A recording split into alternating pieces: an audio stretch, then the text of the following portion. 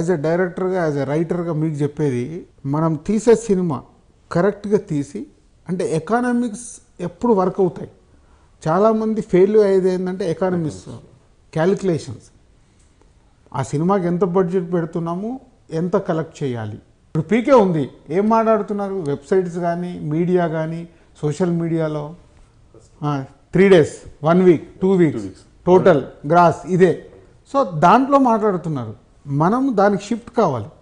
దానికి షిఫ్ట్ అవుతే ఎకానమీసే చెప్తాయి. ఓవర్ బడ్జెట్ సినిమాలు చేయకుండా మీరు ఏ కథ చేసుకున్నా కరెక్ట్గా చేసి, ఇప్పుడు మీరు ఈ సినిమా చేశారు. ఈ సినిమా ఎక్స్పీరియన్స్ సక్సెస్తో పాటు is a very good experience. Is economical యాంగిల్లో ఎంత పెట్టాలి, నా సినిమాకి ఎంత రావాలి. సో అది వస్తే మీకు అసలు ఫ్లాప్ సినిమా మీరు తీయరు. మీరు ఓల్డెన్ డేస్లో అదే ఉంది. సో యావరేజ్ సినిమాలు కూడా అందరికి ప్రాఫిట్లు తెచ్చాయి. అందుకే ప్రతి హీరో 3 సినిమాలు 4 సినిమాలు వస్తూ ఉండేవి. ఇప్పుడు ఏమైపోయిందంటే రిజర్వ్డ్ అయిపోయాం. ఓవర్ బడ్జెట్ అవ్వడం వల్ల అమ్మ ఇది వర్కౌట్ అవుద్దా లేదా, ఈ కథ నేను చెయ్యాలా వద్దా, నేను ఎక్స్పెరిమెంట్ చెయ్యాలా వద్దా అని అందరిలో ఇది ఒక కన్ఫ్యూజ్. ఎకానమీగా చేస్తే ఎక్స్పెరిమెంట్ సినిమాలు వస్తాయి, మీరు ఏమన్నా చేయొచ్చు. అంటే మీరు ఇప్పుడు నమ్ముకున్న ఈ ఎంటర్టైన్మెంట్ ఏదైతుందో, మీరు ఏ సినిమా తీసినా ఎంటర్టైన్మెంట్ వదిలిపెట్టద్దు. సో ఆడియన్స్కి ఇవాళ కావాలి ఎంటర్టైన్మెంట్. ఇవాళ బొమ్మరేల్ ఈజ్ అ బిగ్ హిట్. ఏముంది సినిమాలో, ఇలేరీస్ ఆసిరి క్యారెక్టర్ నవ్విస్తూ ఉంటుంది. అంటే అల్టిమేట్ ఎంటర్టైన్మెంటే కావాలి. మరి ఎంటర్టైన్మెంట్లో మనం కొత్తగా ఏం చెప్తున్నాం అనేది ఇంపార్టెంట్. సో కమర్షియల్ ఎలిమెంట్ తీసినా ఏం తీసినా మీ ఆ ఎంటర్టైన్మెంట్ వదిలిపెట్టకుండా ఇలాంటి పటాస్ లాంటి సినిమాలు కమర్షియల్ హిట్లు కొడుతూ తెలుగు ఫిల్మ్ ఇండస్ట్రీలో ఒక పెద్ద డైరెక్టర్ అవుతావు Anil. Already you are proved.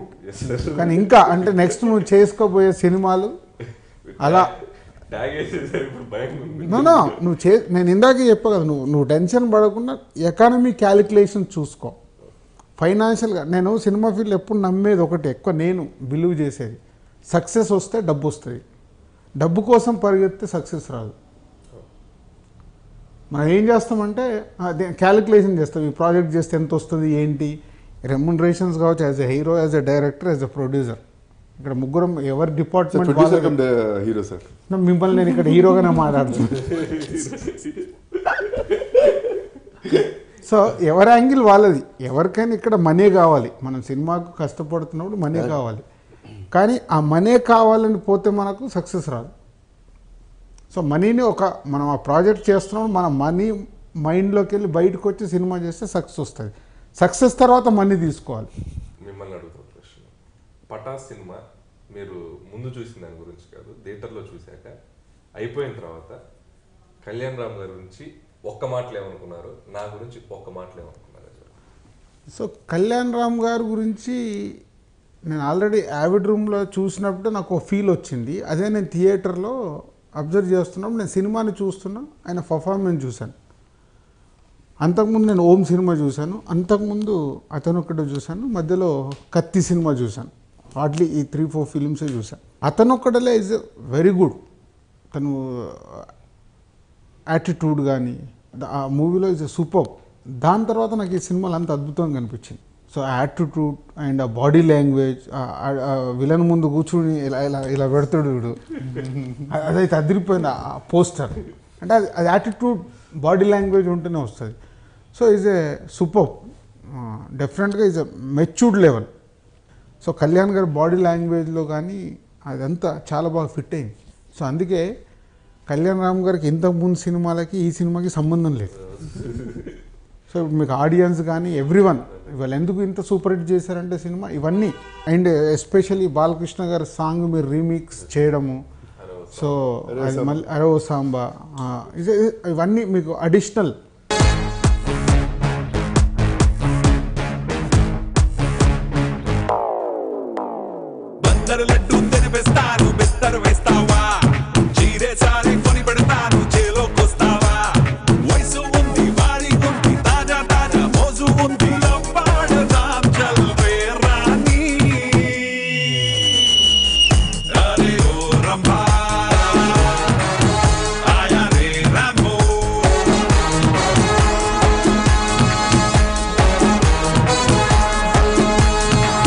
అభిమానులు డెఫినెట్గా ఫస్ట్ డే వస్తారు.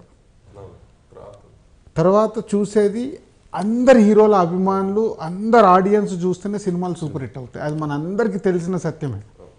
సో ఇప్పుడు అందరు ఆడియన్స్ స్టార్ట్ అయిపోయారు మీ సినిమాకి, అందరు హీరోల అభిమానులు. అంటే మీకు ఆ రోజు బ్రహ్మరాంబలో అయిపోగానే నాకు చిరంజీవి ఫ్యాన్ ఒక ఆయన మెసేజ్ పెట్టాడు, మెగాస్టార్ వాళ్ళ family fan, sir movie is good, congrats sir అని. అంటే వాళ్ళకి ఎవరికే ఉండదు మా హీరోనా ఏంటా అని చూడ. మన అభిమానులు అయితే డబుల్ ఉంటారు. మామూలు ఆడియన్గా ఉంటే బాగుంది, గుడ్, ఈ టాక్లో ఉంటుంది. అంటే మెల్లిగా రెవెన్యూ చూసుకుంటూ ఇండస్ట్రీ కానీ అందరు కానీ సినిమా రేంజ్ని మార్చేస్తూ ఉంటారు. సో ఇవాళ ఇంకా 4th డేనే కాబట్టి మన సినిమా రేంజ్ అప్పుడే మాట్లాడుకోవడం కరెక్ట్ కాదు. But as a experience, as a producer, as a డిస్ట్రిబ్యూటర్గా ఇందాక చెప్పాను కదా, ఆది సినిమా 1 వీక్లో మాకు ప్రాఫిట్ తీసుకొచ్చింది, గబ్బర్ సింగ్ సినిమా 1 వీక్లో ప్రాఫిట్ తీసుకొచ్చింది, తర్వాత మీ పటాస్ సినిమా 1 వీక్లో మేము ప్రాఫిట్లోకి రాబోతున్నాం. సో దాన్ని బట్టి your film is a super duper hit. So ఇది రెవెన్యూ ఈక్వేషన్స్, ఎప్పుడు అల్టిమేట్ డబ్బే కదా, ఎంత పెట్టాము ఎంత వచ్చిందనే చూసుకుంటాము. సో కళ్యాణ్ గారి గురించి అలాగా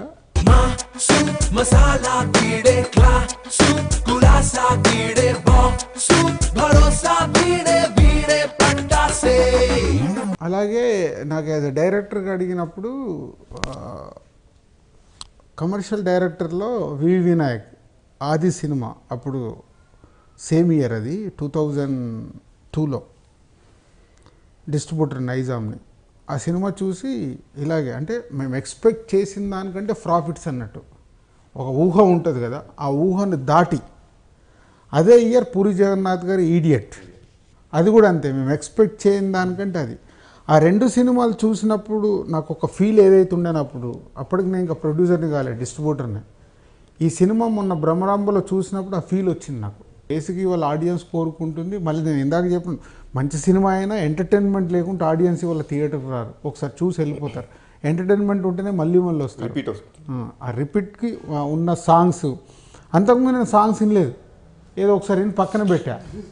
మొన్న మా నిజామాబాద్ వెళ్ళాను 2 days బ్యాక్. 2 days బ్యాక్ వెళ్తుంటే సీడీలు అని ఉంటే ఇది ఉంది, అసలు అది కూడా ఓపెన్ చేయలేదు. సో ఓపెన్ చేసి పెడితే వెళ్ళేటప్పుడు 2 hours, వచ్చేటప్పుడు 2 hours, మీ సీడే ఆ 4 పాటలే రిపీట్ అవుతున్నాయి.